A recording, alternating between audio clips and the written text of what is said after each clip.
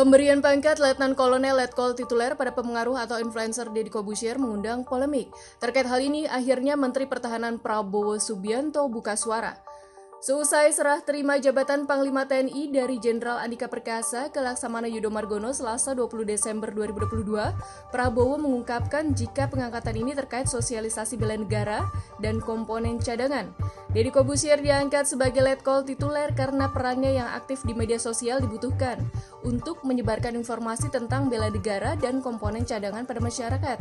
Menurut Prabowo, sosialisasi itu sangat diperlukan. Prabowo pun menampik dugaan adanya agenda politik di balik pemberian pangkat tersebut. Sebelumnya, Deddy Corbuzier mendapatkan pangkat Letkol tituler dari TNI Angkatan Darat. Pangkat tersebut diberikan langsung oleh Menhan Prabowo pada 9 Desember lalu. Melalui akun Instagramnya, Deddy memposting foto dan menulis kebanggaan luar biasa menerima pangkat Letkol tituler TNI AD yang disahkan Panglima TNI saat itu, Jenderal Andika Perkasa dan KSAD Jenderal Dudung Abdurrahman.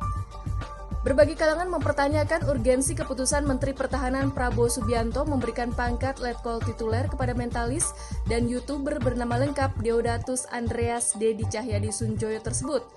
Pengamat militer Koni Rahakundini tak hanya mempertanyakan urgensi pemberian pangkat tersebut, tetapi juga menyarankan agar pangkat yang telah diberikan dicabut saja. Ketua Komisi 1 DPR Mutia Hafid juga meminta Kementerian Pertahanan memberikan penjelasan ke publik mengenai pangkat itu. Politikus Partai Golkar itu mengaku kaget serta tidak paham karena hal ini belum dikomunikasikan ke Komisi 1.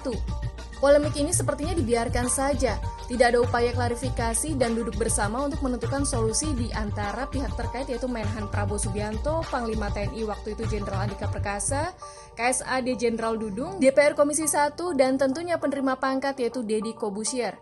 Dalam polemik ini, publik berharap Deddy Corbuzier berefleksi diri terkait kapasitas dan perannya kepada TNI dan pertahanan negara. Pasalnya, publik akhirnya membandingkan sumbangsih Deddy dengan penerima pangkat tituler sebelumnya yang jasanya dinilai besar. Para tokoh yang dimaksud diantaranya komponis Idris Sardi yang telah berjasa memimpin dan membina Korps Musik TNI dan sejarawan Universitas Indonesia Profesor Nugroho Noto Susanto yang diamanahi untuk memimpin Pusat Sejarah TNI dan berkontribusi besar atas penyusunan sejarah Indonesia Merdeka. Apalagi tanpa pangkat tituler pun, semua warga negara termasuk Deddy Corbuzier mesti mengemban tugas dan tanggung jawab pada NKRI secara bersih dan tidak memihak kecuali pada Pancasila. Bukankah itu cuitan Deddy di akun Twitternya saat menerima pangkat tituler?